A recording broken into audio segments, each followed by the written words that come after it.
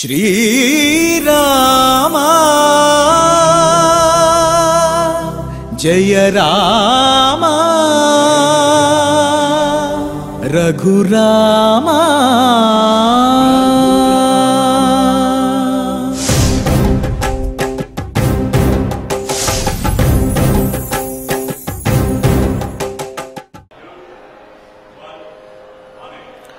ओं नमो वेंकटेशाय पुरः प्राञ्जलीनाञ्जनेयादिभक्तान् स्वचिन्मुद्रया भद्रया बोधयन्तं भजेऽहं सदा रामचन्द्रं त्वदन्यं न मन्ये। స్వామివారు రామచంద్రమూర్తి సింహాసనం మీద కూర్చుని ఉంటే వారి ఎదురుగా చక్కగా నమస్కారం చేస్తూ అంజలి ముద్రతోటి ఆంజనేయ స్వామి మొదలైనటువంటి భక్తులందరూ కూడా కొలువు తీరి ఉన్నారు. మరి వారందరికీ కూడా చిరుమందహాసంతో చిన్ముద్రతోటి తత్వాన్ని బోధిస్తూ ఉండే ఆ రామచంద్రుడు అందరికీ కూడా ఏది సరైనటిది, ఏది సముచితమైనది, ఏది కాదు, ఏది ఆచరణీయమైనది, ఏది ఆచరణయోగ్యము కానిది అనే విషయాన్ని తాను ఆచరించి చూపించినటువంటి అవతార పురుషుడైనటువంటి ఆ రామచంద్రమూర్తిని తప్ప మరి ఒకరిని ఆశ్రయించను అని ఆ స్వామివారికి నమస్కరిస్తూ తద్రూపాంతరుడైనటువంటి శ్రీనివాసుని యొక్క అనుగ్రహంతో భక్తులందరూ కూడా సకల సంపదలతోటి తొలతూగాలి అని ఆకాంక్షిస్తూ తిరుమల తిరుపతి దేవస్థానం వారు ఈ కలియుగ వైకుంఠంలో నాదనీరాజన మండపం నుండి నిర్వహిస్తున్నటువంటి సకల సంపత్ప్రదమైన శ్రీమద్ రామాయణం బాలకాండ పారాయణ కార్యక్రమంలో నేటికి మనం 335వ రోజులో ప్రవేశించాము. మరి రాముని యొక్క గుణగణములను వాల్మీకి కీర్తించినట్లుగానే కావ్యంలో మరి సంకీర్తనకారులు, వాగ్గేయకారులు అనేక మంది రామచంద్రమూర్తి యొక్క గుణగణాలను కీర్తించారు. శ్రీ తాళ్లపాక పెద్ద తిరుమలాచార్యుల వారి యొక్క సంకీర్తన శ్రీమతి బి చిన్నమదేవి గారు శ్రీ వెంకటేశ్వర సంగీత నృత్య కళాశాల అధ్యాపకురాలు వారు ఆలపించే రామ రామ రామకృష్ణ రాజీవలోచన అనే సంకీర్తన ఆలకిద్దాము. ఓం నమో వెంకటేశాయ.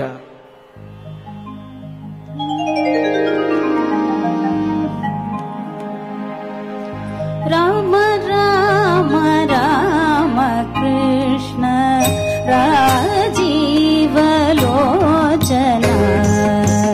రామ రామ రామ కృష్ణ రాజీవలోచన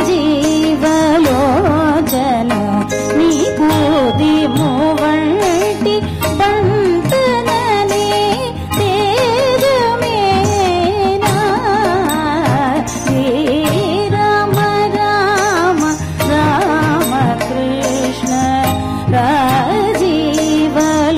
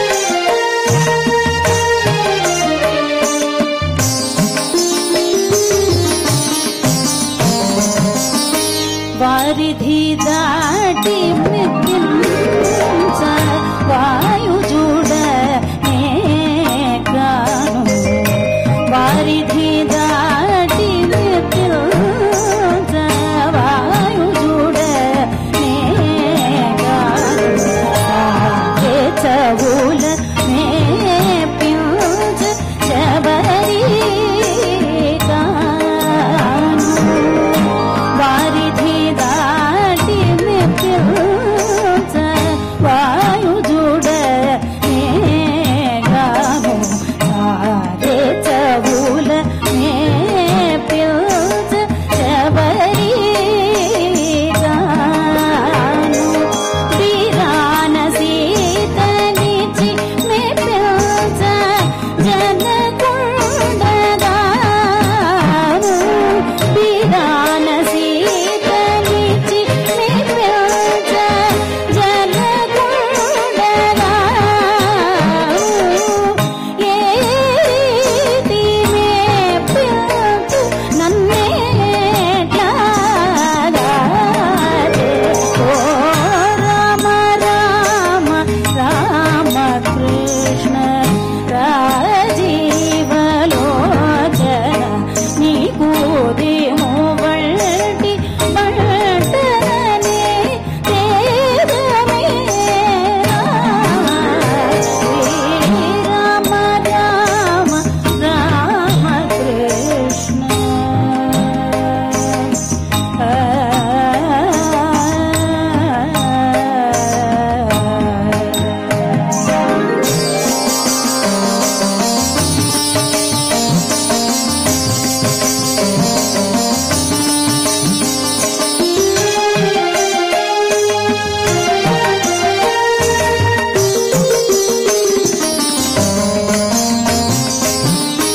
నవ్వుచూ పాడి మెప్పించ నారదుడ నే కాను నవ్వుచూ పాడి మెప్పించ నారదుడ నే కాను వల ప్రాణమ్యుయ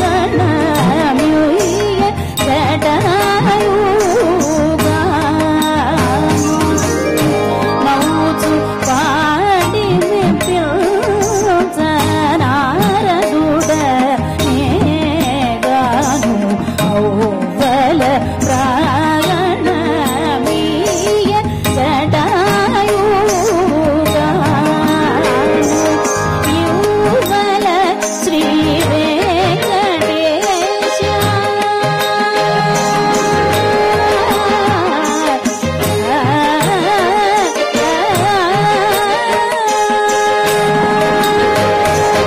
యువల శ్రీ వెంకటేశ ఇటు నీకే శరణంటి యువల శ్రీ వెంకటేశ ఇటు నీకే శరణంటి ఔవల నా తెరువిదే దక్షిణే రామ రామ రామ కృష్ణ రాజీవలోచన నీకు దిమువల్టి బట్టనే తేరమే రామ రామ రామ కృష్ణ రాజీవలోచన నీకు దిమువల్టి బట్టనే తేరమే రామ రామ రామ కృష్ణ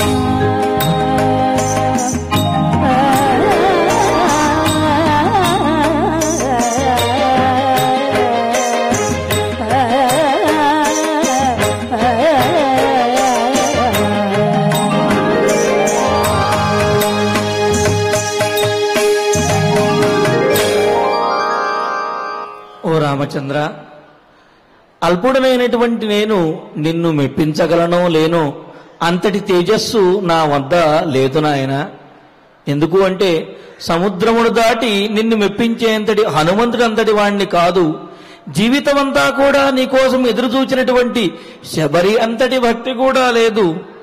మరి ఆ శివధనుర్భంగం చేసినప్పుడు సీతను సమర్పించినటువంటి జనక మహారాజుకు ఉన్నంతటి ఐశ్వర్యము కూడా నాకు లేదు.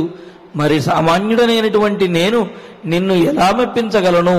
అయితే నేను చేయగలిగింది ఒకటే, అనన్య శరణాగతితోటి శ్రీ వెంకటేశ్వరునిగా ఇక్కడ నీవు అవతరించిన సందర్భంలో అనన్య శరణాగతితోటి నీ పాదములను నేను ఆశ్రయిస్తాను, నన్ను రక్షించవయ్యా రామచంద్ర అని చక్కగా ప్రార్థించినటువంటి సంకీర్తన. మరి అలాంటి స్వామివారి యొక్క అనుగ్రహంతో మన బాలకాండ పారాయణ కార్యక్రమాన్ని ప్రారంభించుకుంటూ శ్రీ గురు ధ్యానపూర్వకంగా సమష్టిగా సత్సంకల్పం చేసుకుందాము. ఓం నమో వెంకటేశాయ. శ్రీ గురు ధ్యానం. గురుర్బ్రహ్మ గురుర్విష్ణు గురుర్దేవో మహేశ్వరః గురు సాక్షాత్ పరం బ్రహ్మ తస్మై శ్రీ గురవే నమః. శ్రీనివాస ధ్యానం. శ్రీ వెంకటాచలాధీశం శ్రియాధ్యాసితవక్షసం శ్రితచేతన మందారం శ్రీనివాసమహం భజే. అథ సంకల్పః. శ్రీమదాదివరాహక్షేత్రే విరాజమానస్య శ్రీ పద్మావతీ జానేః అఖిలాండకోటి బ్రహ్మాండ నాయకస్య శ్రీరామచంద్ర రూపాంతరస్య భగవతః శ్రీ వెంకటేశ్వర స్వామినః సన్నిధౌ హనుమత్ సీతా లక్ష్మణ భరత శత్రుఘ్న పరివార సమేత శ్రీరామచంద్ర పరబ్రహ్మణః పరిపూర్ణానుగ్రహేణ అస్మిన్ భువనే అతిశీఘ్రమేవ విశూచికాక్రిమేః వినాశనార్థం భారతవర్షస్య అభివృద్ధౌ నిమగ్నానాం విద్యా విత్త వాణిజ్య కృషి వైద్య వైజ్ఞానిక దేశరక్షణాదిరంగేషు విద్యమానానాం ఆస్తిక మహాజనానాం సర్వేషాం సకుటుంబానాం ఆయురారోగ్యైశ్వర్య సద్బుద్ధి ఇత్యాది సర్వశుభఫలప్రాప్త్యర్థం తేషాం సర్వతోముఖాభివృద్ధ్యద్వారా శ్రీరామరాజ్యస్య పునర్వ్యవస్థాపనార్థం అనూఢానాం శీఘ్రమేవ వివాహసిద్ధ్యర్థం దంపతీనాం అనుకూల దాంపత్యసిద్ధ్యర్థం సంతానార్థినాం శీఘ్రమేవ సత్సంతాన ప్రాప్త్యర్థం తతః పితృదేవతా ప్రీత్యర్థం గో సంరక్షణార్థం చ సకల సంపత్ప్రదే శ్రీమద్వాల్మీకి రామాయణాంతర్గతే బాలకాండే యథాశక్తి శ్లోక వ్యాఖ్యాన పురస్సరం 46 సర్గ శ్లోక పారాయణం తథా శ్రీమద్యోగవాసిష్ఠే విశూచికా మహామారీ నివారకస్య మహామంత్రస్య పారాయణం శ్రీధన్వంతరి మంత్ర పారాయణం చ అన్యోన్య సాహాయ్యేన ఆచార్య ముఖేన కరిష్యామహే. శ్రీ వాల్మీకి ప్రార్థనా. వాల్మీకేర్ముని సింహస్య కవితావనచారిణః శృణ్వన్ రామకథానాదం కో న యాతి పరాంగతిం. శ్రీ ఆంజనేయ ప్రార్థనా. యత్ర యత్ర రఘునాథ కీర్తనం తత్ర తత్ర కృతమస్తకాంజలిం బాష్పవారి పరిపూర్ణలోచనం మారుతిం నమత రాక్షసాంతకం. శ్రీరామాయణ ప్రార్థనా. వేద వేద్యే పరే పుంసి జాతే దశరథాత్మజే వేద ప్రాచేతసాదాసీత్ సాక్షాద్ రామాయణాత్మనా. శ్రీరామ ప్రార్థనా. ఆపదామపహర్తారం దాతారం సర్వసంపదాం లోకాభిరామం శ్రీరామం భూయో భూయో నమామ్యహం. శ్రీరామచంద్ర పరబ్రహ్మణే నమః. అథ శ్రీమద్ రామాయణే బాలకాండే షట్చత్వారింశః సర్గః. శ్రీ గురుభ్యో నమః. శ్రీ వెంకటేశ చరణౌ శరణం ప్రపద్యే. శ్రీరామాయ నమః. భిద్యమానస్తతో గర్భః వజ్రేణ శతపర్వణా రురోద సుస్వరం రామ తతో దితిరబుధ్యత. ఒకానొక సందర్భంలో వ్రతఛిద్రం, వ్రతభంగం, తపోభంగం అనేటటువంటి చిన్న సందు చూసుకుని సహస్రాక్షుడు 1000 కన్నులతో కనిపెడుతూ ఉన్నటువంటి ఆ సందర్భంలో ఆ గర్భంలోకి ప్రవేశించి తన వజ్రాయుధంతో దానిని ఖండాలుగా చేశాడు అని విన్నాం కదా. రామ, విశ్వామిత్రుల వారు చెప్తున్నారు, తతః ఒక చిన్న మాట. ఆ సందర్భంలో అలా లోపలికి ప్రవేశించిన పిదప శతపర్వణ వజ్రేణ 100 అంచులు కలిగినటువంటి, అంటే 100 షేప్స్ అని చెప్పాలన్నమాట, 100 కోణాలు కలిగినటువంటి ప్రతి ఒక్క మాట మనకి తర్వాయి కథాభాగం తెలియాలంటే కొంచెం గుర్తుపెట్టుకోవాలి. 100 కోణములు కలిగినటువంటి వజ్రాయుధంతో భిద్యమాన, ఖండములుగా చేయబడుతున్నటువంటి ఆ గర్భ అంటే ఆ శిశువు అని అనుకోవచ్చు కాసేపు మనం. సుస్వరం రురోద అంటే వినసొంపుగా ఏడుపు వినిపించిందిట అక్కడి నుంచి. అంటే ఇంట్లో పసిపిల్లలు ఉన్న ఇళ్లలో బాగా అనుభవంగా ఉంటుంది. వాళ్ళు ఏదో ఆకలేసినప్పుడో లేకపోతే ఏదైనా కాస్త ఇన్కన్వీనియన్స్ అంటారు కదా, అలాంటి సందర్భాల్లో కేర్ కేర్ కేర్ అని ఏడ్చేస్తూ ఉంటారు కదా. ఇంకా బాగా అర్థమవ్వాలంటే ఏ తల్లులు ఏ సందర్భంలోనూ ఒక్కసారి కూడా ఏడ్చే పరిస్థితి రప్పించకపోయినా తప్పనిసరిగా ఆ పిల్లల ఏడుపు వినిపించేది.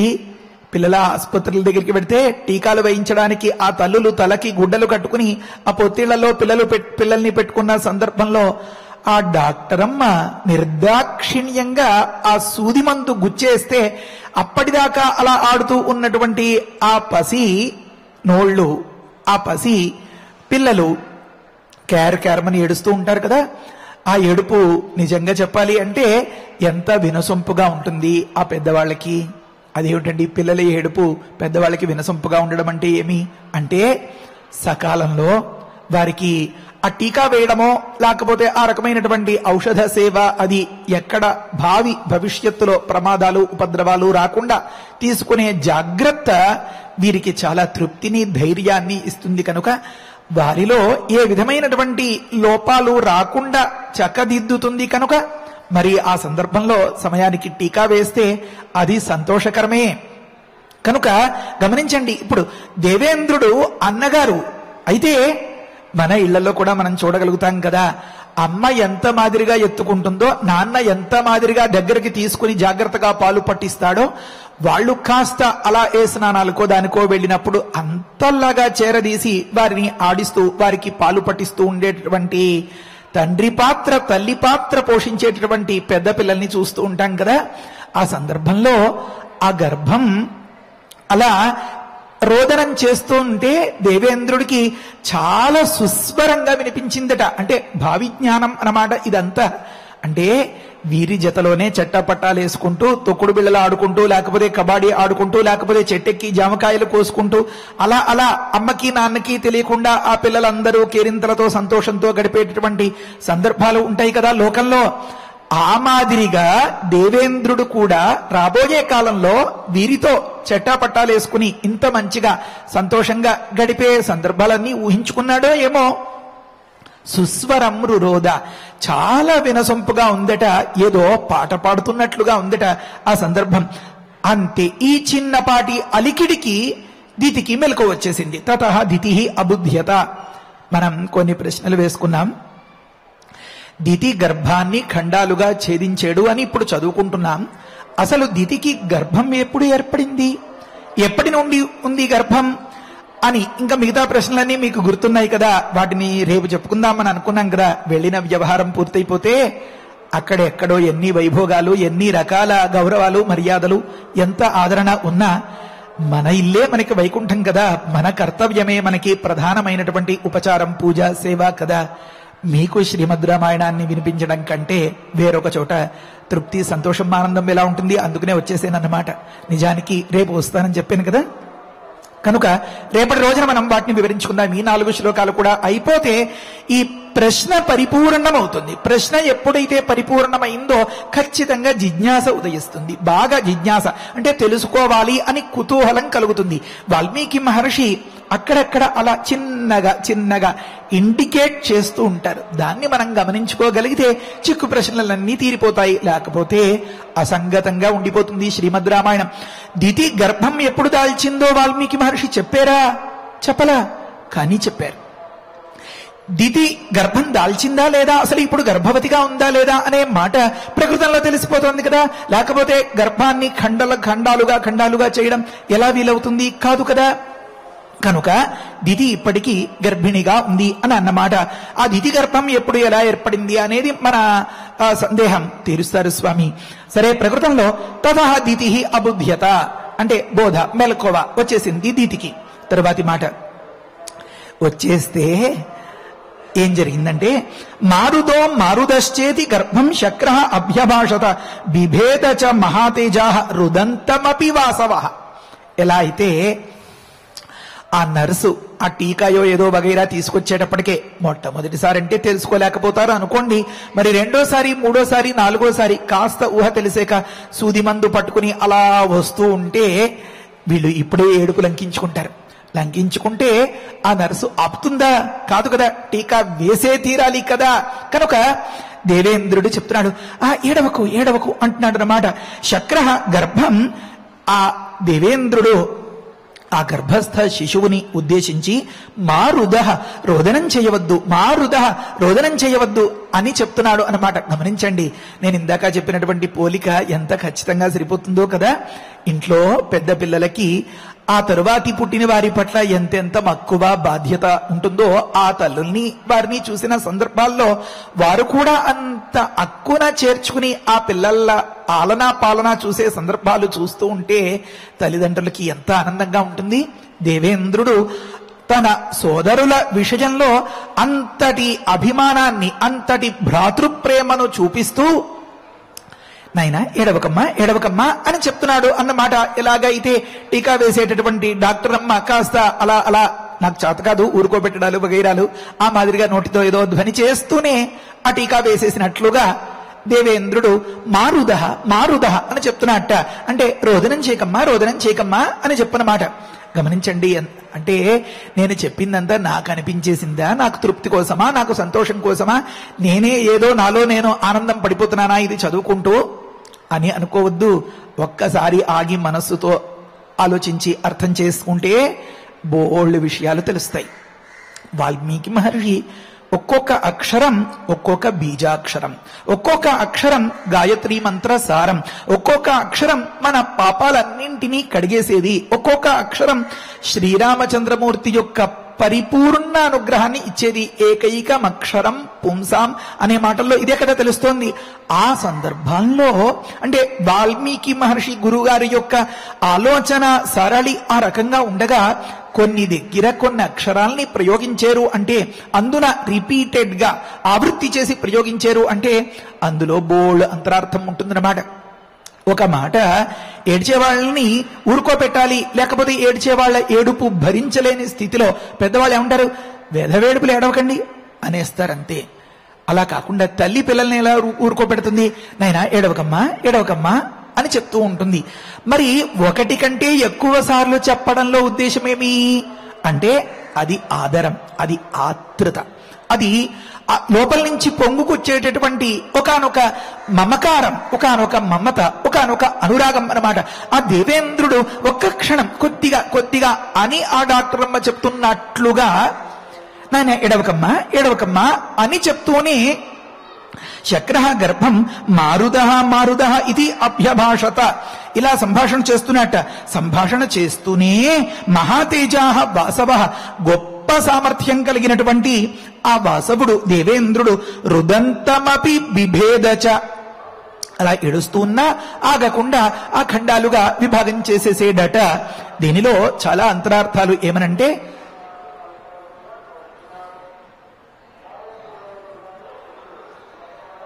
ఈ ప్రయత్నంలో 7 ఖండాలుగా దేవేంద్రుడు చేశాడు.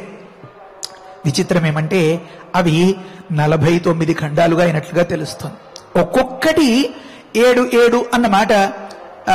7 ఏళ్ళు 49 అవుతుంది కదా, అంతే కదా స్వామి? 7 కనుక సప్త గణములు, ఒక్కొక్క గణంలో 7 ఉంటారన్నమాట. ఈ సప్త గణాధిపతులుగా ఉన్నవారు వీరన్నమాట, ఈ సప్త మరుత్తులు అన్నమాట.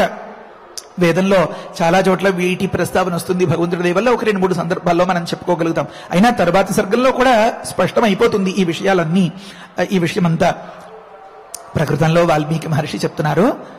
ఎంత ఆశ్చర్యకరం అంటే, మనం లోకంలో పుట్టినటువంటి పసికందుకి శస్త్రచికిత్స చేసేసారో ఆ వైద్యులు అని అనుకుంటాం కదా, అది ఆ పరమాత్మ యొక్క దివ్యానుగ్రహం.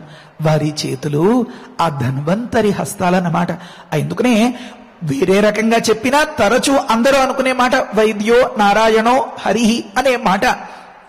అయితే దేవేంద్రుడికి అంత శస్త్రప్రయోగ కౌశలం నైపుణ్యం ఉంది అనే విషయం మనకి వాల్మీకి గురుగారు ఎలా చెప్తున్నారు అంటే మహాతేజాహ అని చెప్తున్నారు అన్నమాట. ఇప్పుడు గర్భంలోకి దూరినటువంటి ఆ దేవేంద్రుడు గొప్ప తేజస్సుతో ఉన్నాడు అని అంటే, గొప్ప కాంతితో ఉన్నాడు, చాలా అందంగా ఉన్నాడు అంటే అది ప్రస్తుతంగా ఉంటుందా?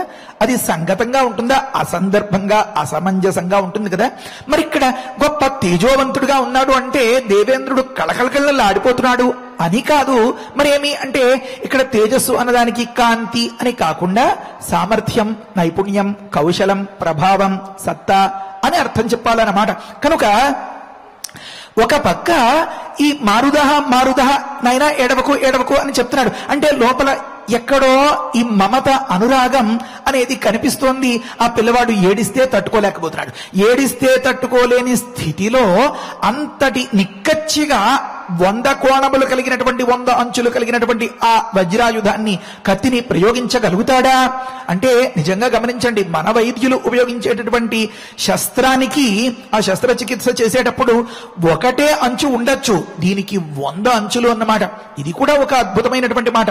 ఎందుకంటే మనం గడిచిన శ్లోకంలో చదువుకున్నాం, భిద్యమానస్తతో గర్భ వజ్రేణ శతపర్వణ. శతపర్వ అన్నదానికి కోణం అని అర్థం అన్నమాట, అంచు అని అర్థం అన్నమాట. 100 అంచులు కల. ఆ మాట ఎందుకు చెప్పారు మనం ఆలోచించుకోవాలి. అంటే తరువాతి వేద రహస్యాలన్నీ మనం తెలుసుకునేటప్పుడు ఒక్కొక్కరు ఏడుగురుగా ఏర్పడ్డారు. అంటే దేవేంద్రుడు చేసిన ప్రయత్నం 7గా ఖండాలుగా ఫలితం సిద్ధించేలాగా జరిగింది. అంటే దేవేంద్రుడి ప్రయత్నం 7 సార్లు అయితే అది 7 ఖండాలయ్యింది. కానీ ఇది శతపర్వ కదా, కనుక ఈ 100 కోణాలు ఉండడం కారణంగా అది ఒక్కొక్కటి మళ్ళీ 7గా అయ్యేటటువంటి సందర్భం, అవకాశం వచ్చింది అన్నమాట. గమనించండి, కొంచెం ఆలోచిస్తే లౌకికమైనటువంటి ఉదాహరణలు అవి దృష్టిలో పెట్టుకుంటే మీకే బాగా సులువుగా అర్థమవుతుంది. ఒకే అంచు ఉన్నటువంటి ఒక కత్తి పెట్టి కోసిన సందర్భం ఎలా ఉంటుంది? ఉదాహరణకి ఒక కొబ్బరి చిప్ప ఉందనుకోండి, అదే కొబ్బరి చిప్పను ఒకనొక రాయో ఏదో పెట్టినట్లుగా, లేకపోతే నేలకేసి కొట్టినట్లుగా, లేకపోతే మరొక ప్రయత్నంతో చేస్తే అది పలు విధాలుగా ఎలా అయిపోతుంది. ఇంకా మీకు బాగా అర్థం అవ్వాలంటే, చాకుతో కోసిన కొబ్బరి ముక్కకు కూరంలో పెట్టి కోరిన కొబ్బరికి తేడా వస్తుంది కదా, అది రజనుగా అయిపోతుంది కదా. ప్రకృతంలో మనకు కావాల్సింది ఏంటంటే ఇంద్రుడు 7 సార్లు ప్రయత్నం చేశాడు. ఇది ముఖ్యమైన మాట. వాల్మీకి మహర్షి ఇంద్రుడి చేతిలో ఉన్నటువంటి ఆ శస్త్రము శతపర్వలు కలది అని చెప్పారు. ఆ పుట్టినటువంటి వారు సప్తులు అయ్యారు. అంటే ఒక్కొక్కరు 7గురుగా ఉన్నటువంటి 7 సముదాయాలు అయ్యారు అని ఉంది. ఆ ఒక్కొక్కరు 7 సముదాయాలుగా అవడానికి కారణమేమి? ఈ శస్త్రం అన్నమాట. ఇది శతపర్వగా ఉంది కనుక ఏదో వైద్యంలో నీట్ గా అలా కావలసినంత వరకే కావలసినట్లుగానే కోసినట్లుగా కాకుండా ఏర్పడింది అన్నమాట. ఇది అప్పుడే అది ఆ ఏర్పడినటువంటి ఆ ప్రాణి స్వరూపం సప్తలుగా 7 ఏడులుగా అవ్వడానికి అవకాశం ఉందన్నమాట. సరే, ఇప్పుడు ఈ శతపర్వ కలిగినటువంటి ఈ వజ్రాయుధాన్ని దేవేంద్రుడు గర్భస్థ శిశువు పైన ప్రయోగించాలి అంటే మనసు ఎంత చిక్కబరుచుకోవాలి, గుండె ఎంత రాయి చేసుకోవాలి, ఒకానొక సత్ఫలితం, ఒకానొక లోకోపకారం జరిపించడం ప్రధానమైనటువంటి అంశంగా మనస్సులో పెట్టుకుంటేనే, ఎలా అయితే పిల్లల క్షేమాన్ని మనసులో పెట్టుకున్నటువంటి ఆ కన్న తల్లి కూడా ఆ వైద్యుడి దగ్గరికి తీసుకెళ్లి ఆ సూది మందును ఇప్పించినట్లుగా దేవేంద్రుడు ఈ పని చేయగలుగుతాడు అన్నమాట. దేవేంద్రుడి యొక్క అభిమానాన్ని, ఆ ప్రేమానురాగాల్ని తెలిపేది మారుదహ మారుదహ అని మాట. అంటే ఉరుకోబెట్టాలి అని అనుకున్నప్పుడు, నోరు మూయించాలి అన్నప్పుడు 2 సార్లు 3 సార్లు ప్రయోగం ఉండదు. మరి వారి బాధ చూసి లేదా వారి ఏడుపు విని తట్టుకోలేని పరిస్థితిలో ఆదరం కోసం మళ్ళీ మళ్ళీ చెప్తారు అన్నమాట. అందుకనే అంటారు శాస్త్రంలో ద్విరుక్తి ఆదరార్థ అంటారు. ఎవరైనా వస్తున్నారు అని అనుకోండి, లోపలికి రండి అనేసి వెళ్ళిపోవడం ఒక పద్ధతి, దండి దండి అని అనడం ఒక పద్ధతి అన్నమాట. ఒకసారి రండి అంటే చాలదా? వాళ్ళకి అర్థం కాదా? ఒకసారి అంటే అర్థం కానిది 2 సార్లు అంటే అర్థమవుతుందా? ఏమి తాత్పర్యం అందులో? రండి రండి అంటే ఆదరం తెలుస్తుంది అన్నమాట. ఇప్పుడు దేవేంద్రుడు మారుద అని చెప్పడంలో ఆంతర్యమేమి అంటే, నాయనా ఏడవకురా ఏడవకురా అని చెప్తున్నాడు అన్నమాట. అలా చెప్పడంలో ఆంతర్యమేమి? దేవేంద్రుడి అనురాగం తెలుస్తోంది అన్నమాట. కనుక మారుదశ్చేతి గర్భం శక్ర అభ్యభాషత బిభేద చ మహాతేజా రుదంతమపి వాసవ అని అన్నారన్నమాట. అంతటి కౌశలం, అంతటి నైపుణ్యంతో ఏకాస్త అపకారం జరగకుండా, ఏకాస్త ఉపద్రవానికి దారి తీయకుండా ఆ ప్రయత్నం సాగింది అని చెప్పడం కోసం వాల్మీకి గురుగారు ఏమన్నారంటే మహాతేజ అని అన్నారన్నమాట. గొప్ప కౌశలంతో, గొప్ప నేర్పుతో, ఒడుపుగా ఆ శతపర్వలు కలిగినటువంటి ఆ వజ్రాయుధాన్ని ఉపయోగించి ఈ రకంగా చేసాడు అన్నమాట. అది అప్పుడు ఏమైందంటే దితి యొక్క సంభాషణం. దితి చెప్తోంది, నహంతవ్యో నహంతవ్య ఇత్యేవం దితిరబ్రవీత్ నిష్పపాత తతశక్ర మాతుర్వచన గౌరవాత్ అని. దేవేంద్రుడు ఏం చేశాడు? ఖండములనుగా చేసెను అనుంది. బిభేద, భేదించడం అంటే భేదిర్ద్వైధీకరణే అంటారు. ఆ ఖండాలుగా చేయడం అని తాత్పర్యం. ఒకవేళ క్షణం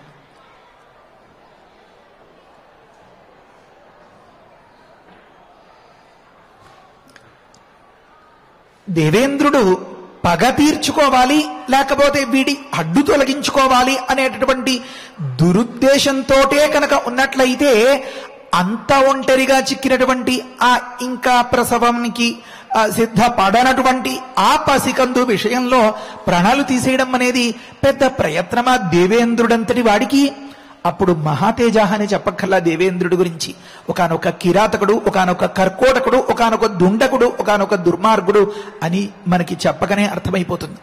కానీ దేవేంద్రుడు ఏం చేశాడంటే ఖండాలుగా చేశాడు, ప్రాణం తీయలేదు. గమనించండి, అంటే దేవేంద్రుడిలో ఆ సాఫ్ట్ కార్నర్ అంటారు కదా, ఆ సున్నితత్వం అనేది ఎక్కడా కోల్పోయినట్లుగా వాల్మీకి మహర్షి మనకి చూపించరు. అంటే దేవేంద్రుడి పాత్ర ఏ రకంగా ఉంది, దితి పాత్ర ఏ రకంగా ఉంది అని మనం పోల్చి చూసుకుంటే అర్థమవ్వాలి అని రాముడి గురించి బ్రహ్మర్షుల విశ్వామిత్రులు అనుకుంటున్నట్లుగా వాల్మీకి మహర్షి మనకి చెప్తున్నారన్నమాట. అంతే కదా? కనుక అప్పుడు దితి మాట్లాడుతోంది ఏమనంటే, లోపలికి ఇలా ప్రవేశించిన సందర్భం ఈ వైనం ఎవరో ప్రవేశించారు అని అనుకుంటుందా దితి? దేవేంద్రుడే అని తెలియదా? ఎందుకంటే తాను దేవేంద్రుడు తప్ప మరొక్క పిట్ట కూడా లేనటువంటి ఒకానొక ఏకాంత ప్రాయం కదా ఆ సందర్భం కదా అదంతా. కనుక మొట్టమొదట అనుమానం ఎవరి మీద వస్తుందండి? మనకి దగ్గరగా ఎవరైతే సేవకులు ఉన్నారో వారిని అనుమానిస్తారు, వెంటనే వారిని ప్రశ్నించడం ఇలాంటిది లోకంలో మనం చూస్తూ ఉంటాం కదా. కనుక దేవేంద్రుడే ఈ పని చేస్తున్నాడు అని గమనించింది దితి. చాలా జాగ్రత్తగా గమనించాలి. సంపద్దు అని చెప్తోంది దితి. దితి నహంతవ్య ఇత్యేవం అబ్రవీద్, వధించవద్దు అని చెప్పింది. తతః శక్ర మాతు వచన గౌరవాతు నిష్పపాత, ఆ తల్లి మాటను పట్టుకుని ఆ మాట మీద గౌరవం కొద్దీ వెనక్కి వచ్చేసాడు అని ఉంది ఇక్కడ ప్రకృతంలో. గమనించండి, దితి ఏమని అడిగింది? చంపద్దు చంపద్దు అని అడిగింది. అంటే ఏమో అతడు లోపలికి వెళ్ళి ఇంకా ఏదైనా ఉపకారం చేయదలిచాడేమో, ఈ కోణంలో ఎందుకు ఆలోచించలేదు? దితి చంపద్దు చంపద్దు అని ఎందుకుంది అంటే దితి హృదయమేమో ఒక్కొక్క మాటలో మనకి ఇలా తెలుస్తుంది అన్నమాట. దేవేంద్రుణ్ణి వధించేయాలని, శక్ర హంతను కనాలి అనే ఆలోచనలో ఉన్నటువంటి వ్యక్తి, అవతలి వ్యక్తి కాస్త మన వైపు చూస్తే కూడా, అంటే కొట్టడానికి వెళ్ళిన వాడు అవతలి వ్యక్తి లేచి నిలబడితే కూడా తనని కొట్టేస్తాడు అని అనిపిస్తుంది కదా, సహజం కదా. కనుక చంపేయాలి అని ఆలోచనలో ఉన్నటువంటి దితికి ఆ దేవేంద్రుడు లోపలికి వెళ్ళినటువంటి సందర్భంలో ఆ దేవేంద్రుడు ఆ గర్భాన్ని చంపేస్తున్నాడు అనే భావించింది అన్నమాట. అంటే గమనించండి, దితి ఆశయం దేవేంద్రుణ్ణి వధించేయాలి అనుంది కనుక ఆ దేవేంద్రుడు ఏ పని చేస్తున్నా వధించేస్తున్నాడు అనే అర్థం తీసుకుంది అన్నమాట దితి.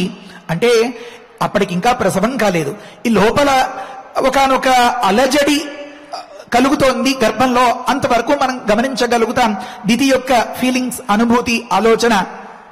అయితే ఆలోచన దితి ఆలోచనను అనుసరించి దితి మాట ఉంది అన్నమాట. అందుకనే దితి చంపద్దు చంపద్దు అంది. లేకపోతే నాయనా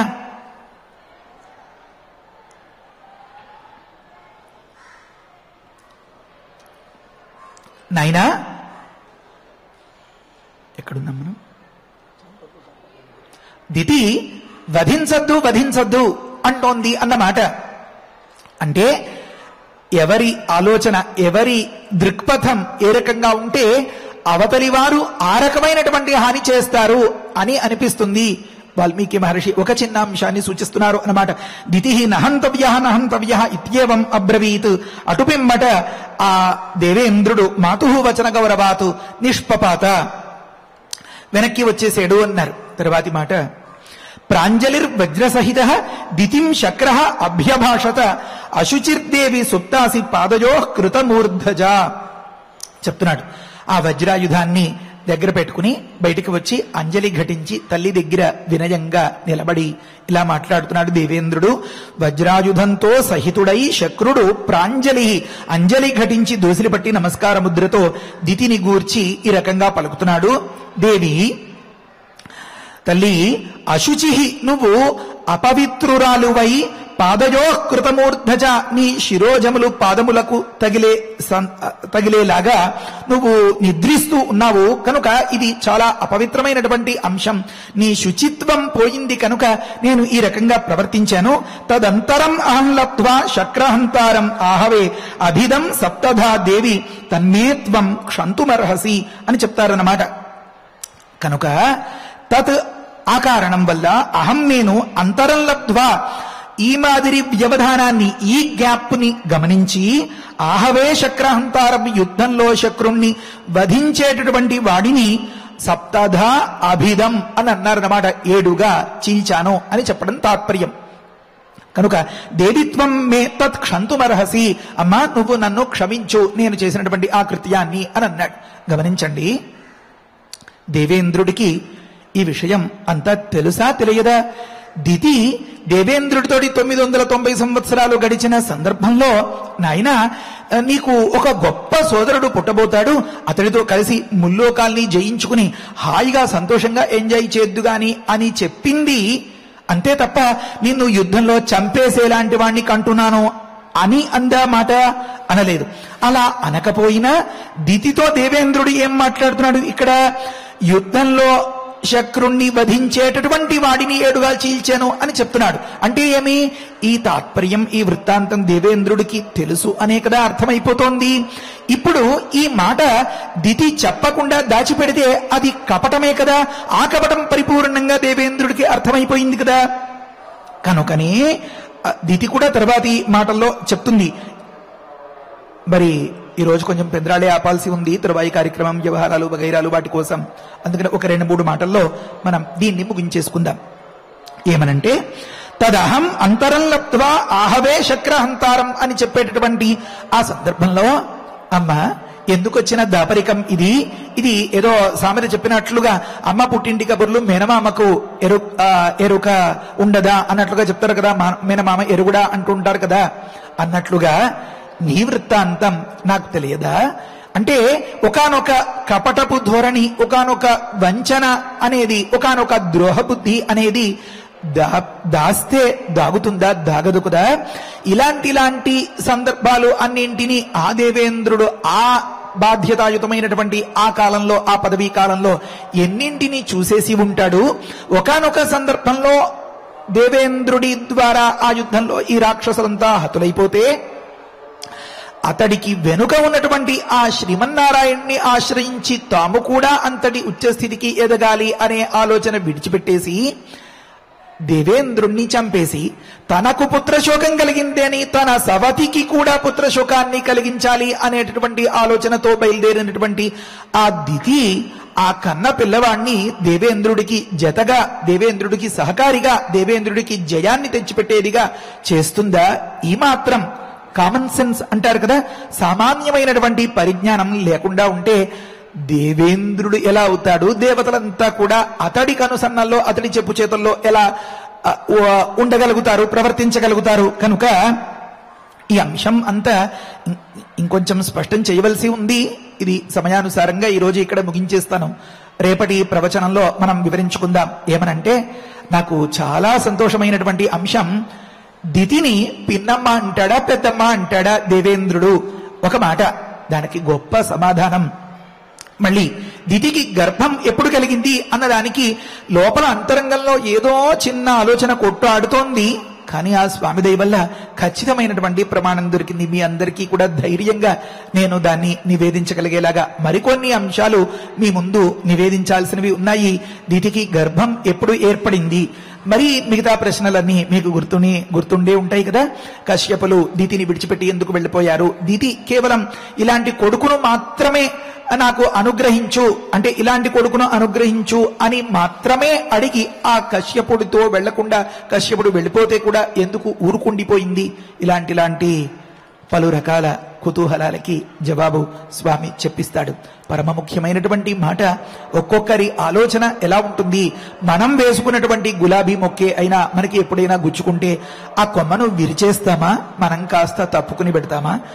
లేదా ఆ కొమ్మను ఏ కాస్తైనా ఎవరికీ అడ్డు రాకుండా పక్కకి తీసి కట్టి దాని ఉనికికి, దాని అస్తిత్వానికి లోటు రాకుండా దాన్ని సంరక్షించుకుంటామా? ఇలాంటి అంటే నేరచరితములు, సాత్వికమైనటువంటి ప్రవృత్తి, ఇలాంటి అంశాలన్నీ ఏ సందర్భంలో ఎప్పుడు ఎలా ప్రవర్తిస్తే అది సబబు లోకంలో ఎలా ఉంటామో అనేది భగవంతుడికి ఎరుక.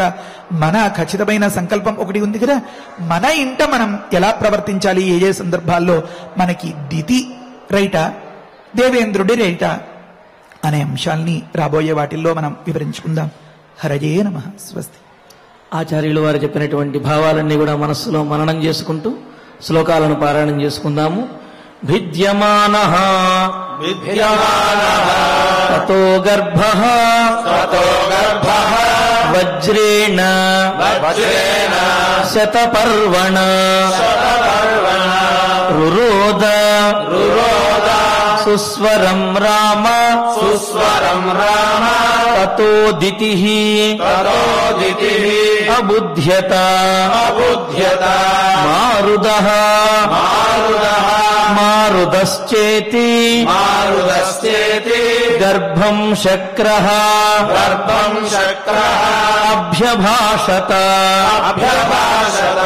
బిభేద చ మహాతేజాః రుదంతమపి వాసవః నహంతవ్యః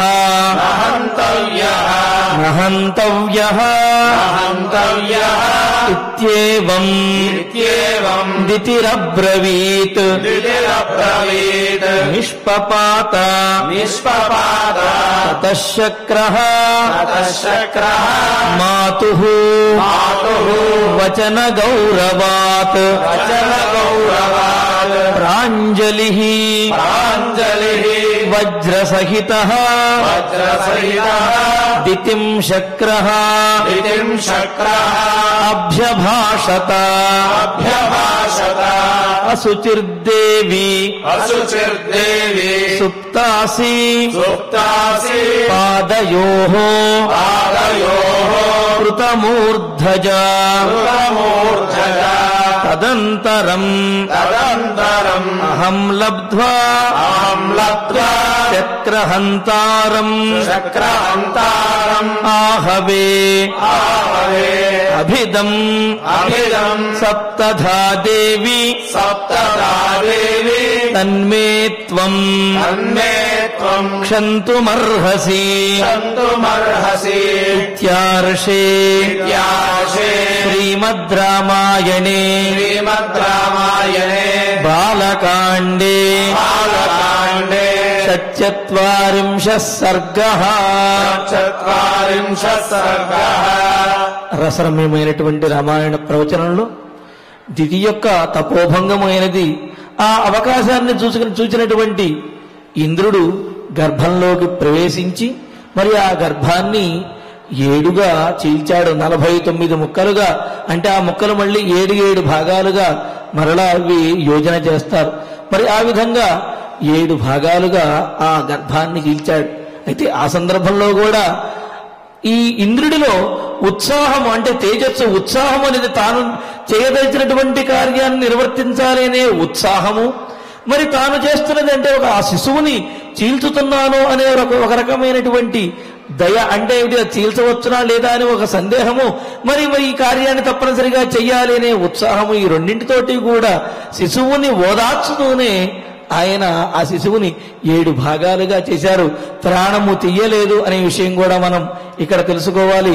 అయితే ఇక్కడ మనం తెలుసుకోవాల్సింది, మరి ఒక చిన్న పొరపాటు వల్లే ఇలా జరిగిందే అంటే సహజంగా సాత్వికమైనటువంటి పూజలు తపస్సులు ఇవి సిద్ధిస్తాయి, లేకపోతే వాటిలో కొంత ఫలితము రావచ్చు. ఏదైనా పొరపాటు కనుక జరిగినట్లయితే కొంత సిద్ధించవచ్చును, పూర్తి ఫలితము రాదు, కానీ అపాయం మాత్రం కలగదు.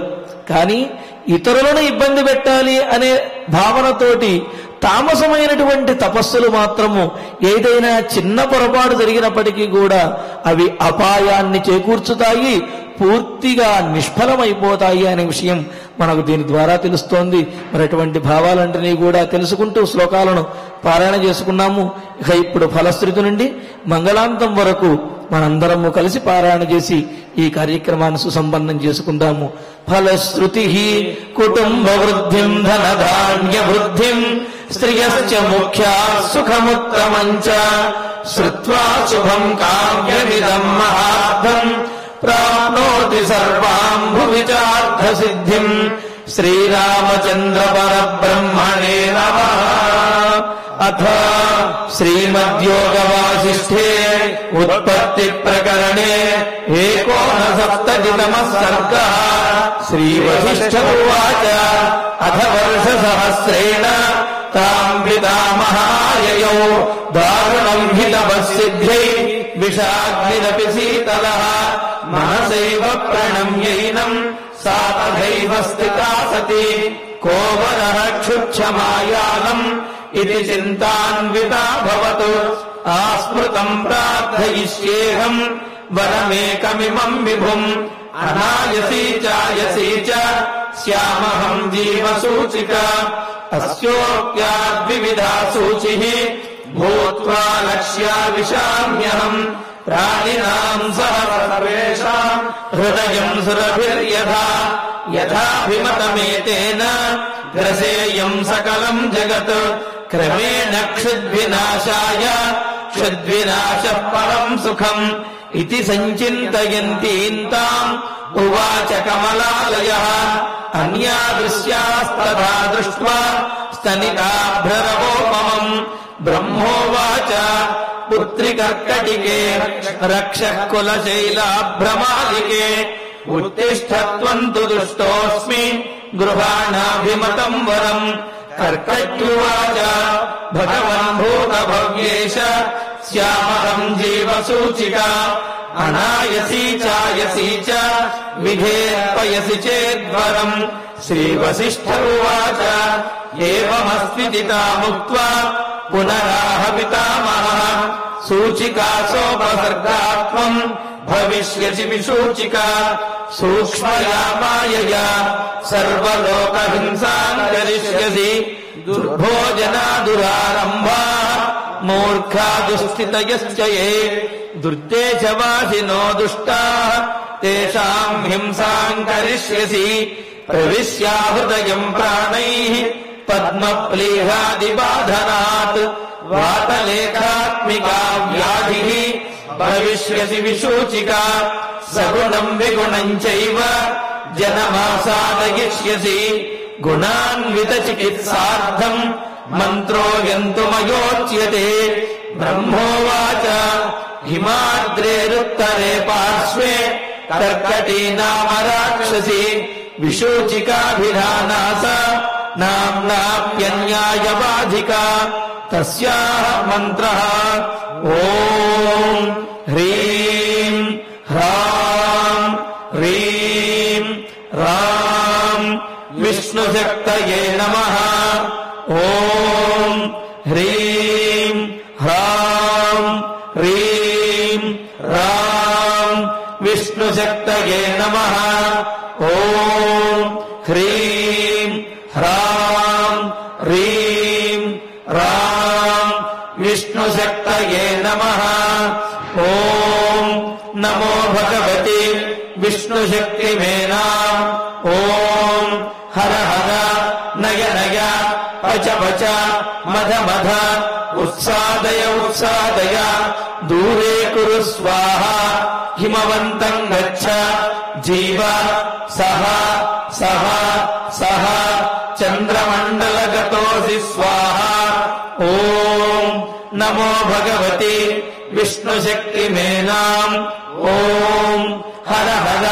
నయ నయ పచ పచ మధ మధ ఉత్సాదయ ఉత్సాదయ దూరే కురు స్వాహా హిమవంతం గచ్చ జీవ సహ సహ సహ చంద్రమండలగతోసి స్వాహా ఓం నమో భగవతి విష్ణుశక్తిమేనాం ఓం హర హర నయ నయ పచ పచ మధ మధ ఉత్సాదయ ఉత్సాదయ దూరే కురు స్వాహా హిమవంతం గచ్చ జీవ సహ సహ సహ చంద్రమండలగతోసి స్వాహా ఇతి మంత్రీ మహామంత్రం యస్య వామకరోదరే మార్జయేదాతురాకారం తేన హస్తేన సంయుతః హిమశైలాభిముఖ్యేన విద్రుతాం తాం విచింతయేత్ కర్కటీం కర్కశాక్రందాం మంత్రముద్గరమర్దితాం ఆతురం చింతయేచ్చంద్రే రసాయన హృది స్థితం అజరామరణం యుక్తం ముక్తం సర్వాధివిభ్రమైః సాధకో హి శుచిర్భూత్వా స్వాచాంతస్సు సమాహితః క్రమేణానేన సకలాం ప్రోక్షిణత్తి విశూచికాం ఇతి గగనగతః త్రిలోకనాథః గగనగ సిద్ధగృహీత సిద్ధమంత్రః గతః ఉపగత చక్రమన్యమానః నిజపురం అక్షయం ఆయం ఉజ్వలశ్రీః ఇతి శ్రీమద్యోగవాసిష్ఠే ఉత్పత్తి ప్రకరణే ఏకోనసప్తతితమः సర్గः అథ ధన్వంతరి ధ్యానం అచ్యుతానంత గోవింద విష్ణో నారాయణామృత రోగాన్మే నాశయాశేషాన్ ఆశు ధన్వంతరే హరే ఆరోగ్యం దీర్ఘమాయుష్యం బలం తేజోధియం శ్రియం స్వభక్తేభ్యో ను గృహ్ణంతం వందే ధన్వంతరిం హరిం ధన్వంతరేరిమం శ్లోకం భక్త్యా నిత్యం పఠంతి యే అనారోగ్యం న తేషాం స్యాత్ సుఖం జీవంతి తే చిరం ఓం నమో భగవతే వాసుదేవాయ ధన్వంతరయే అమృతకలశహస్తాయ వజ్రజలౌకహస్తాయ సర్వామయ వినాశనాయ త్రైలోక్యనాథాయ మహావిష్ణవే స్వాహా ఓం వాసుదేవాయ విద్మహే సుధాహస్తాయ ధీమహి తన్నో ధన్వంతరి ప్రచోదయాత్ అధనవగ్రహ ప్రార్థనా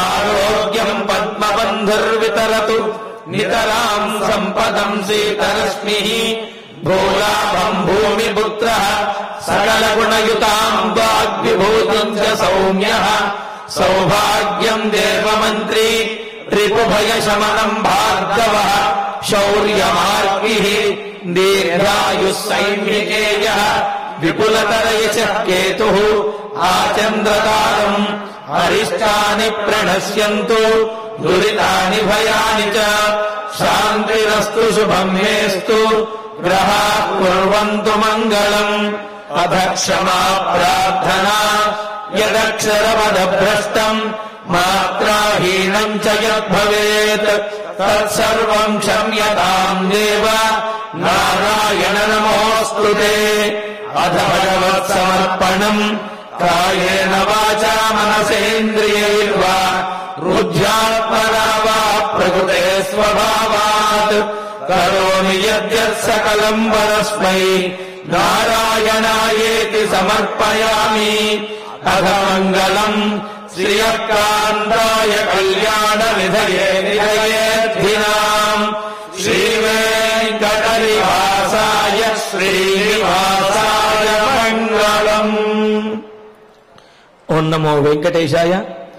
శ్రీవారి అనుగ్రహంతో మనం నిర్వహించుకుంటూ ఉన్న షోడశ దిన అరణ్యకాండ పారాయణ దీక్షా కార్యక్రమం 2వ రోజులో ప్రవేశించింది. ఈరోజు కూడా ఉదయం 8:30 వసంత మండపం నుండి ప్రత్యక్ష ప్రసారంలో భక్తులందరూ కూడా ఈ పారాయణ కార్యక్రమాన్ని వీక్షించవచ్చును. ఈనాడు 3వ సర్గ నుండి 7వ సర్గ వరకు మొత్తం 5 సర్గలు 152 శ్లోకాలను మనం పారాయణ చేసుకోబోతూ ఉన్నాము.